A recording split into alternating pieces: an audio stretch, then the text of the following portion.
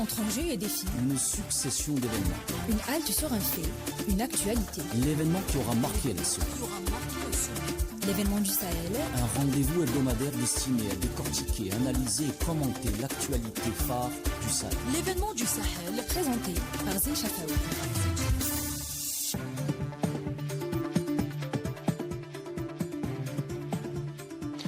Bonjour chers amis auditrices et auditeurs d'Ifriqiya FM, la bienvenue à vous dans votre émission L'événement du Sahel.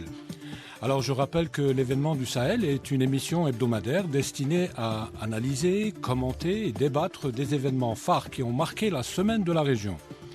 Le numéro d'aujourd'hui est consacré à la présence chinoise en Afrique. Il est intitulé « La Chine, partenaire privilégié du continent africain ». Pour en parler, j'ai le plaisir de recevoir dans les studios d'Ifriqiya FM nos confrères de la presse écrite privée, Tarek Hafed et Moukran Aitwarabi. Bonjour messieurs, la bienvenue à vous. Bonjour. Bonjour monsieur Hafed, vous allez bien? Bonjour, très bien, merci. La bienvenue. Alors messieurs, le ministre chinois des Affaires étrangères, Wang Yi, a entamé le 13 janvier courant une tournée dans 4 pays africains que sont l'Égypte, la Tunisie, le Togo et la Côte d'Ivoire. Le diplomate chinois est accompagné des vice-ministres des Affaires étrangères et du Commerce, du vice-président de l'Agence chinoise de la coopération internationale et d'un certain nombre de hauts dirigeants. Cette année, pour la 34e fois consécutive, le ministre chinois des Affaires étrangères, Wang Yi, débute son traditionnel voyage annuel par l'Afrique. L'Algérie est, quant à elle, eu droit à un traitement spécial. Elle a reçu le 16 janvier 2024 la visite du vice-premier ministre du Conseil des affaires d'État de la République populaire de Chine, Li Guangzhong. Le haut responsable chinois a été reçu par le président Abdelmajid Tebboune et le premier ministre Nadir Al-Arbaoui. L'événement du Sahel. Alors messieurs, nous sommes donc partis pour 26 minutes de débat. Alors ma première question, elle vous est adressée à tous les deux. Quel sens donner à ces visites et quels sont leurs objectifs? Mais avant cela, est-ce qu'il y a quelqu'un parmi vous qui peut nous faire un petit rappel sur l'historique des relations algéro-chinoises, Moukran?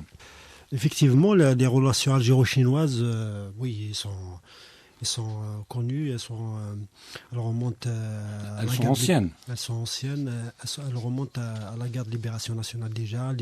La Chine a beaucoup aidé le Front de libération nationale dans sa lutte pour l'indépendance.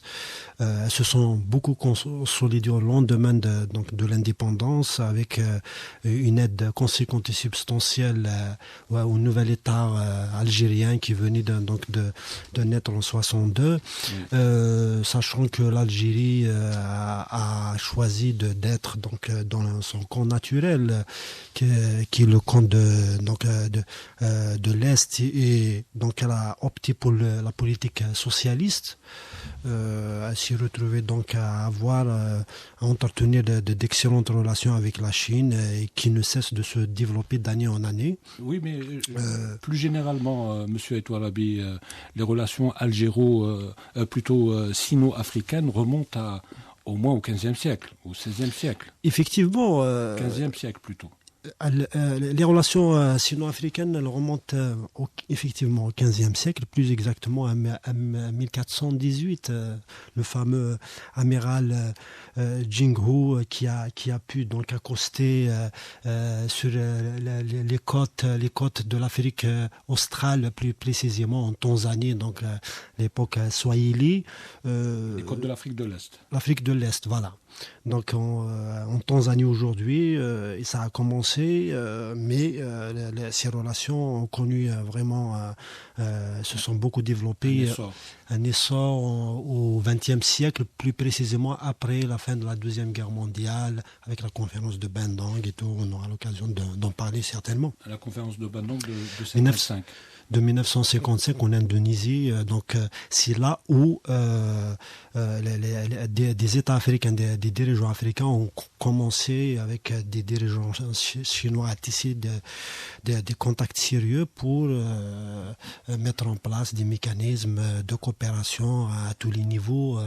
Ce contact a été entretenu et maintenu, sachant que les pays africains n'ont aucune histoire histoire à solder avec la Chine, qui n'est pas une puissance coloniale, et la Chine aussi qui est elle-même victime du colonialisme durant son histoire, ont trouvé tous les ingrédients réunis pour développer des relations saines qui sont basées sur la politique gagnant-gagnant, donc le respect mutuel et tous les principes et l'esprit de la conférence de Bandung qu'on a vu traduite dans les rapports instaurés dès les années 60 entre de nombreux États africains, avec donc la République populaire de Chine.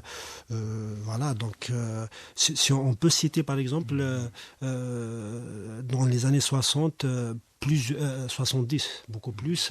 Il y a eu une dizaine de chefs d'État africains qui s'est déplacés en Chine, qui ont effectué des visites d'État en Chine, qui se sont soldés par des contrats, des mémorandums d'entente, et par la suite aussi des dirigeants chinois se sont déplacés dans les années 80 en Chine, et ils ont mis en place ensemble des mécanismes d'une coopération durable. Oui. Alors depuis les années 50, on le voit bien, les relations chinoises, sino-africaines n'ont cessé de se développer et de se consolider au fil du temps. Comme je l'ai dit en présentation, c'est la 34e fois consécutive qu'un ministre des Affaires étrangères commence une nouvelle année par une longue tournée en Afrique. Ça montre à quel point le continent africain est très très important pour la Chine et pour Pékin. Effectivement, c'est on va dire le continent de la découverte pour les Chinois, parce qu'il y a énormément de choses à faire pour eux dans tous les domaines, que ce soit dans le domaine des infrastructures, où ils sont très présents, dans le domaine de l'énergie, dans le domaine des nouvelles technologies, et puisqu'on peut voir ce qui s'est passé déjà durant le Covid avec ce qu'on a appelé la politique du vaccin. Oui. Notre ami Yahya Zoubeir, le professeur Yahya Zoubeir a d'ailleurs fait une étude très très intéressante sur la question de la Chine en Afrique à travers justement la question de la santé et la question du vaccin anti-Covid. Et évidemment, c'est un continent où les Chinois prennent énormément de parts de marché et sont dans une logique offensive. C'est vrai économiquement, mais certainement avec des visées aussi militaires, avec cette volonté de s'installer aussi, de créer des bases. Voilà, c'est un continent qui est très important pour les Chinois, effectivement. Et quel pourrait être ou quel est l'agenda aujourd'hui du ministre chinois des Affaires étrangères ? Déjà, renforcer les relations entre la Chine et les différents pays africains que vous avez cités. Dans le cas de l'Algérie, par exemple, qui est un cas... On l'a vu, dans le cas de l'Algérie, le pays a reçu un traitement un peu spécial. Ils ont envoyé quelqu'un de beaucoup plus important qu'un ministre des Affaires étrangères. Tout à fait, parce que l'Algérie est considérée, en tout cas en Afrique du Nord, comme étant le pays référence pour les Chinois. D'ailleurs, le premier grand contact entre l'Algérie post-indépendante et la Chine, ça a été l'envoi, je pense même avant même de lot d'armement ou de formation d'équipes médicales, c'est-à-dire de formation dans le domaine médical, etc. Donc l'Algérie est considérée comme étant un partenaire très important. Et on l'a vu d'ailleurs lorsqu'il y a eu les visites du président algérien et même du chef d'état-major de l'ANP en Chine. On a vu quand même que les choses étaient très très importantes et ont pris quand même une ampleur assez importante.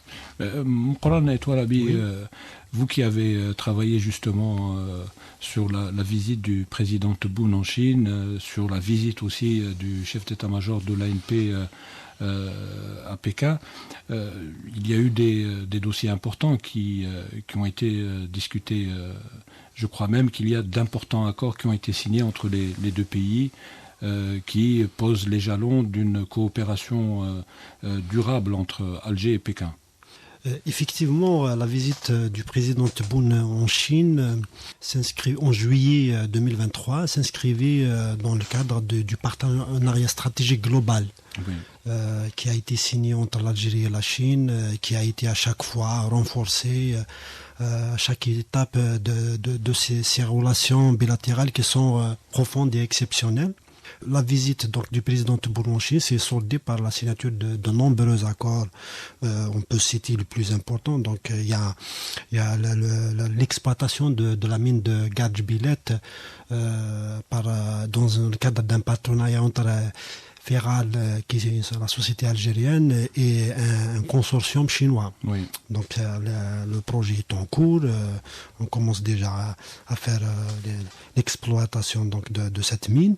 Il y a un autre projet d'envergure, c'est donc la construction de quelques 6000 kilomètres de chemin de fer à travers le pays d'est en ouest, du nord au sud, avec la priorité donc donnée à cette ligne qui va relier donc la mine de Gadjbilet à Bichar sur 800 km, mais aussi une longue ligne ferroviaire qui va relier donc le sud vers Annaba, afin de permettre à l'Algérie donc d'exporter donc ces ressources minières vers l'Europe et d'autres pays du monde.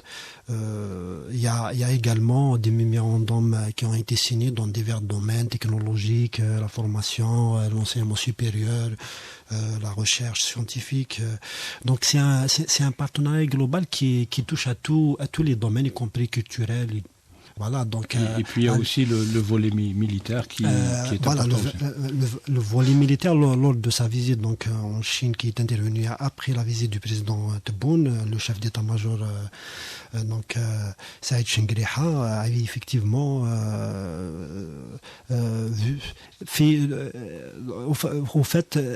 visait par cette visite, au-delà du renforcement du partenariat et tout, aussi à chercher des opportunités de renforcer donc les équipements de l'ANP par de nouvelles technologies en possession de la Chine, sachant qu'aujourd'hui la Chine, dans certains créneaux militaires, elle est très, très avancée, notamment tout ce qui est guerre de nouvelle génération. L'Algérie peut compter beaucoup sur la Chine, oui. Donc avec laquelle elle a une relation historique et exceptionnelle. Il y a une relation de confiance, voilà, donc entre les deux pays, qui permet donc de mieux développer cette relation. On a vu juste par la suite donc des sociétés chinoises ont envoyé de hauts responsables en Algérie pour approfondir les discussions sur la possibilité d'un partenariat dans le domaine donc de l'industrie militaire. Africa FM, pour mieux vous informer de l'actualité africaine. Un regard africain sur l'actualité africaine. Africa FM, la voix africaine.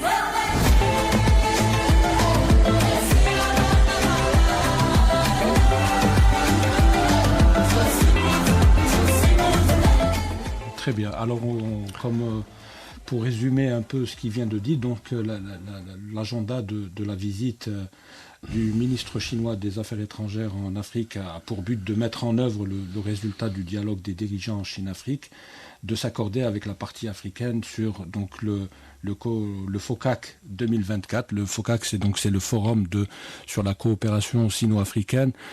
De faire progresser l'amitié traditionnelle entre la Chine et l'Afrique, de consolider l'élan de solidarité et de coopération entre la Chine et l'Afrique. Donc, mais encore une fois, excusez-moi d'insister, en quoi l'Afrique est importante pour un pays comme la Chine, Tarek Hafid? Alors, déjà, si on se penche sur la question des échanges commerciaux entre la Chine et l'Afrique, on se rend compte que l'Afrique est la Chine est le premier fournisseur de l'Afrique. je pense que la Chine est même le premier fournisseur du monde Oui. actuellement. En l'espace de 20 ans, la Chine a pratiquement détrôné tout le monde. Hein, Absolument, en tout Afrique. le monde dans tout type de produits manufacturés. Mais en fait, on a, je pense, un petit problème en Algérie, c'est qu'on réfléchit beaucoup, peuple frère, amitié, on est très nostalgique, on est très romantique. Les Chinois en face sont très pragmatiques et réfléchissent en termes réalistes et réfléchissent en termes d'intérêt. Nous avons pour certains pays cette vision, c'est valable pour la Russie, c'est valable pour la Chine. Si la Yougoslavie était encore unique et unifiée, on aurait exactement la même vision pour ce pays. Sauf que maintenant, on est dans l'ère des intérêts. Si les Chinois sont tellement intéressés par l'Afrique, c'est qu'ils ont des intérêts dans ce continent. Oui. Je pense que le premier intérêt, c'est l'intérêt des routes. Oui, d'ailleurs les routes de la soie. Exactement. Ah, vous parlez des routes commerciales des routes maritimes commerciales. Oui. Des routes commerciales maritimes. Et quand on voit un peu les nouveaux pays qui ont été en quelque sorte admis au sein des BRICS, on voit qu'effectivement c'est des pays qui se trouvent en tout cas, que ce soit pour les Émirats, que ce soit pour l'Égypte et pour l'Éthiopie, qui se trouvent dans une partie du monde qui est extrêmement importante et stratégique. Donc, il se trouve entre l'Asie, la Chine et donc c'est un passage obligé vers l'Europe et vers la grande partie de l'Afrique. Le choix du ministre chinois des Affaires étrangères de faire une halte en Égypte n'est pas fortuit. Mais bien sûr. L'Égypte constitue déjà un des portails d'entrée de la Chine en Afrique. Je parle de l'Afrique du Nord, par exemple, le canal de Suez. Tout à fait. Et je suis persuadé que le jour où par exemple, un pays comme le Yémen sera stable et il y aura plus de sécurité, je pense que ça sera certainement un des pays les plus où le partenariat avec la Chine sera le plus important. Exactement. Dans la région. Parce que c'est un pays qui se trouve dans une zone centrale et qui est très, très importante. Donc il faut voir la Chine en termes d'intérêt et en termes de commerce et de ce qu'elle peut développer avec des pays comme l'Algérie. Je me souviens, j'étais jeune, je vous donne juste une idée, c'était le début des années 90, j'étais jeune et un ami de la famille tunisien m'avait appris que les Chinois s'installaient en force en Tunisie. C'est-à-dire, à l'époque, le pays où il fallait s'installer pour les Chinois, c'était la Tunisie. Mais c'était à travers des comptoirs, par exemple, dans le domaine du tissu, de l'agroalimentaire. C'était à petite échelle. Maintenant, les Chinois ne sont plus intéressés par la Tunisie, mais ils sont intéressés... Dans une approche globale. Exactement. Mais je pense que, déjà à l'époque, ils avaient lancé des tests sur certains pays, notamment donc, en Afrique du Nord, la Tunisie, mais ils sont présents maintenant partout. On l'a vu, les Chinois ont commencé à s'intéresser de très près à l'Afrique durant les années 50. Cet intérêt n'a cessé d'augmenter durant les années 60-70. Il y a eu un petit reflux durant les années 70-80 pour des raisons internes à la Chine. Mais la Chine est revenue à l'offensive durant les années 2000 et on le voit aujourd'hui de 2000 à 2023. La Chine en Afrique a pratiquement détrôné tout le monde, à tel point qu'aujourd'hui la Chine est le premier partenaire commercial de l'Afrique. Il n'y a pas aujourd'hui un pays où la Chine n'est pas présente. Donc, je crois que le montant des échanges en 2022, je parle des échanges commerciaux entre la Chine et l'Afrique, est 158 milliards de dollars à peu près. Il tourne autour de 280 milliards de dollars. Et si vous jetez un coup d'œil sur ça, donc les échanges, les exportations chinoises vers l'Afrique, c'est autour de 164 milliards en 2022, 2023. 2022 plutôt. Et l'Afrique exporte vers la Chine autour de 115-120 milliards de dollars. Donc c'est plus ou moins équilibré par rapport à d'autres partenaires.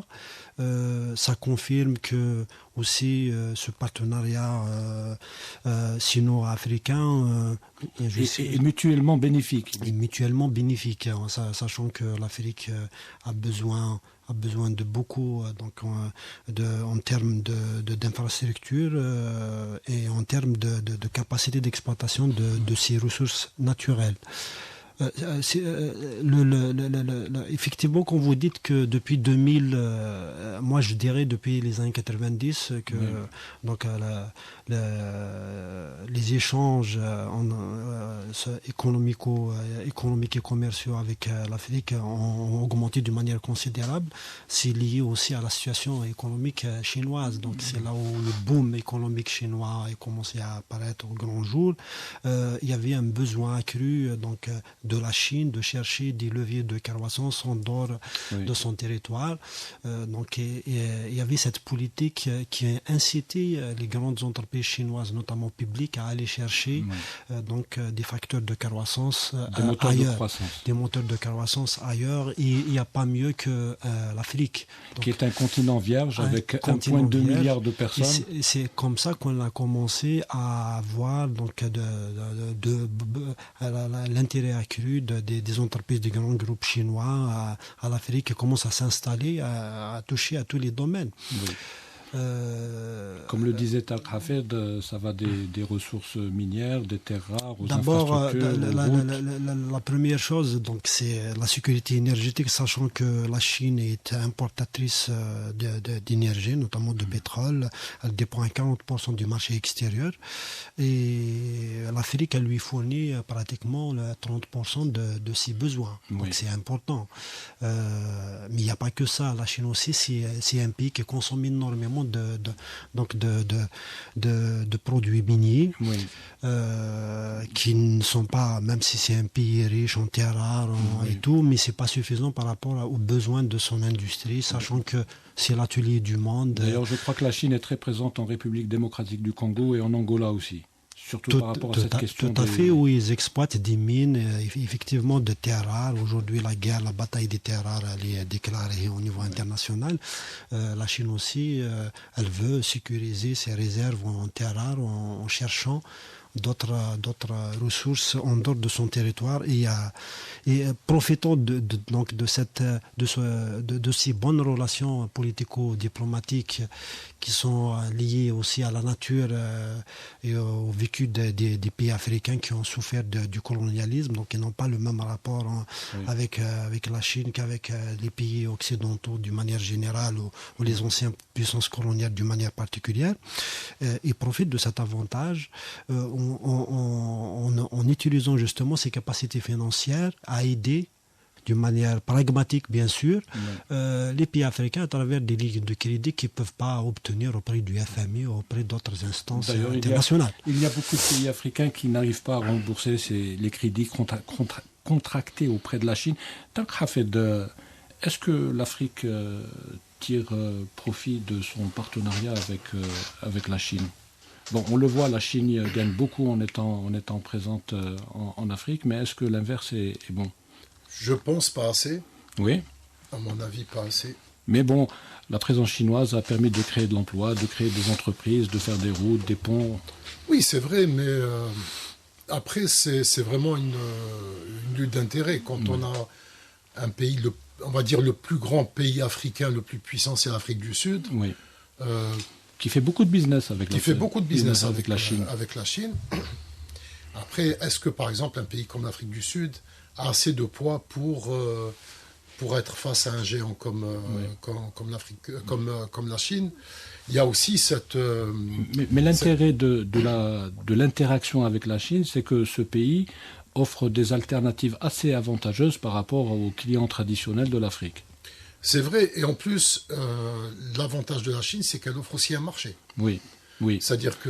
Mais la preuve, dans les échanges commerciaux, on se rend compte que les échanges sont à peu près équilibrés. La Chine exporte beaucoup vers l'Afrique, mais l'inverse est valable aussi. Mais l'Afrique exporte beaucoup de matières premières, c'est-à-dire que on se retrouve face, encore une fois, à un client type les pays des pays occidentaux. C'est-à-dire ce qui intéresse le plus les autres continents, les autres pays, c'est les matières premières de l'Afrique. Exactement. Quand on entend que...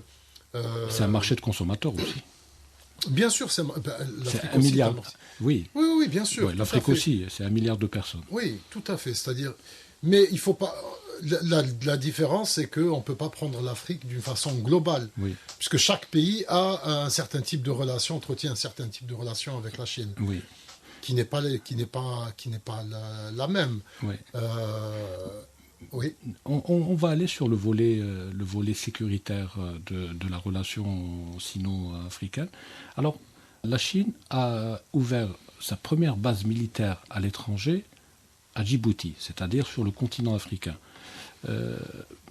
Qu'est-ce qui a guidé, qu'est-ce qui a conditionné la création de cette base? Est-ce que ça peut vouloir dire qu'aujourd'hui les intérêts de la Chine en Afrique sont tellement grands que Pékin a senti la nécessité de les protéger ou d'assurer une protection militaire à ses intérêts? C'est encore une fois la question des routes. Oui. Je pense que c'est ça, surtout dans cette partie de l'Afrique de l'Est. C'est la protection des routes, la protection du commerce qui a nécessité cette installation à Djibouti. C'est-à-dire Djibouti, finalement, qui est une sorte de grande base... pour tout le monde. Voilà, pour tout le monde. Tout le monde peut s'installer. Mais contrairement, par exemple, à la Russie ou même, je vais dire, à la Turquie, la vision chinoise est, je pense, beaucoup moins offensive, mais plus dans la protection des intérêts. Voilà. Plus dans la protection des intérêts chinois. Alors on le voit, est-ce que les intérêts commerciaux. Les intérêts commerciaux. Une question qui vous est adressée à tous les deux. L'Afrique, on le voit, c'est un continent extrêmement convoité. Il y a les Chinois, il y a les Français, il y a les Anglais, il y a les Américains, il y a les Russes, il y a les Turcs, il y a les Émiratis qui sont de plus en plus présents. Est-ce qu'il n'y a pas... est-ce qu'elle peut devenir un terrain privilégié d'une nouvelle guerre froide, comme on l'a vu durant les années 70, période qui a opposé le clan de l'Ouest au camp de l'Est? Je pense que c'est déjà le cas. Quand on prend un pays comme la Libye, par exemple, avec les actions menées par au moins une dizaine de pays, dont plusieurs sont en dehors du continent africain, on voit qu'il y a effectivement des luttes d'intérêt très fortes. C'est la Centrafrique aussi. La Centrafrique, le Mali, le Burkina. Le Niger. Par exemple, quand on apprend que au Niger, il y a une puissance qu'on ne pouvait même pas imaginer. Par exemple, c'est l'Iran qui est présente d'une certaine façon au Niger. On se pose des questions, on se dit mais comment? Effectivement, l'Afrique est devenue un espace de tension où les uns et les autres... convoité et de tension. Et de tension. Ben oui, quand il y a des convoitises, quand il y a des richesses, automatiquement, ça crée une lutte d'intérêts qui est évidente. Et comment se prémunir justement contre ce type de dommages collatéraux, Moukolane? Nous sommes très bousculés par le temps, il nous reste une poignée de secondes, donc juste pour chuter... En faisant preuve de pragmatisme et en faisant aussi preuve en négociant mieux nos intérêts. Il ne faut pas perdre de vue les intérêts nationaux. De toute manière, tout s'arrache. Renforcer les États. Tout à fait. Le point faible des pays africains, c'est qu'il y a moins d'échanges et les relations entre les pays africains sont moins développées. On ne sent pas que l'Afrique constitue un bloc homogène, du moins des blocs, 2 ou 3 blocs qui peuvent négocier ensemble les intérêts. Parce qu'on continue en face à un pays qui s'appelle la Chine. si on se présente seul, automatiquement, on ne peut la relation ne peut être qu'à notre défaveur parce qu'elle est déséquilibrée, parce qu'on a en face une grande puissance. Oui. C'est le cas avec tous les autres pays. Donc l'Afrique aujourd'hui, la fameuse phrase ancienne, et tout l'Afrique aux Africains, effectivement, les Africains, ils doivent revoir et s'unir et revoir complètement leur relation avec le reste du monde. Merci beaucoup. Donc c'était le mot de la fin. Merci à tous les deux d'être venus, d'avoir répondu favorablement à notre invitation. J'espère que vous nous ferez le plaisir de revenir pour aborder des sujets aussi intéressants. Donc nous arrivons, chers amis auditeurs et auditrices, au terme de cette émission qui a été réalisée par Hafid Fouhar, présentée par Zine Safaoui. À la barre technique, il y avait Wissam. Merci de nous avoir suivis. Nous vous donnons rendez-vous la semaine prochaine, même jour, même heure, pour un nouveau numéro de l'événement du Sahel. Bonne écoute avec la suite des programmes d'Ifriqiya FM. Au revoir.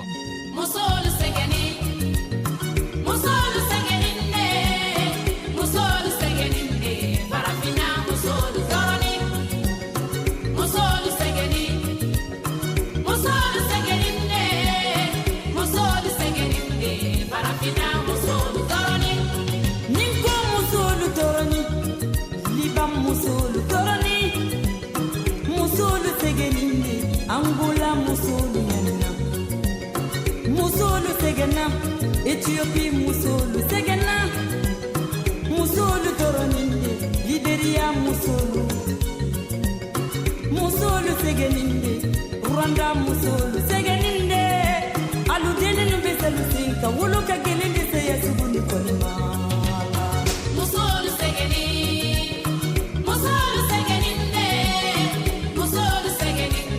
parafina musolu toroni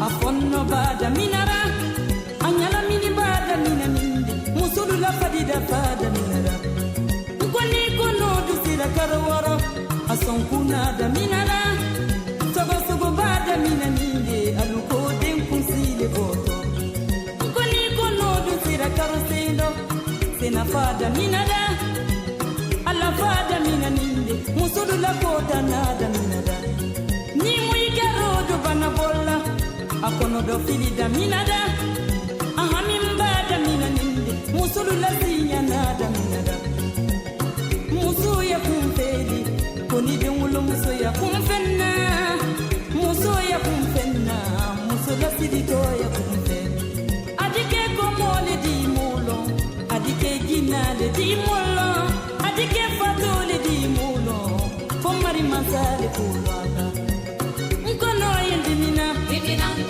kono dimida minada kono yendimina la wini joni kida ngenade walela ne woro na bere mawaina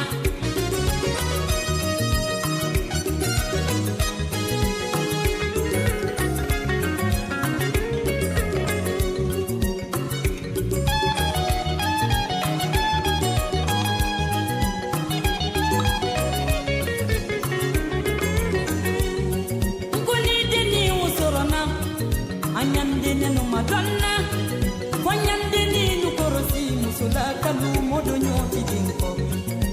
Ifudu jeda baido, koni wolo dene ta baido. Siginyo malu di jamfa, mogo wolo dene di jamfa. Fade majugu di konia, koni wolo dene di konia. Anyande nukorosi musula kalu modo nyoti dinko.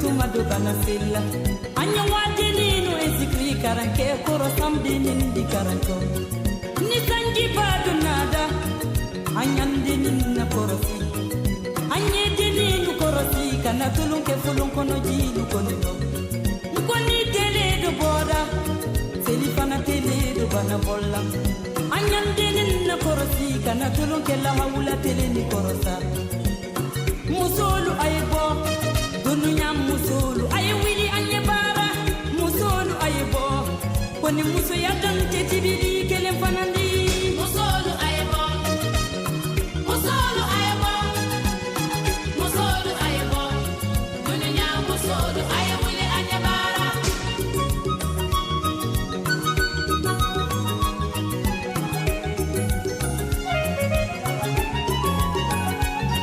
ni bese tentir lay koke ni bese couture lay koke ni beta coiffure ke koke ni beta biro le kata tout ce que femme veut Dieu le veut tout ce que femme veut Allah le veut la la la la la Dieu le veut la la la la la la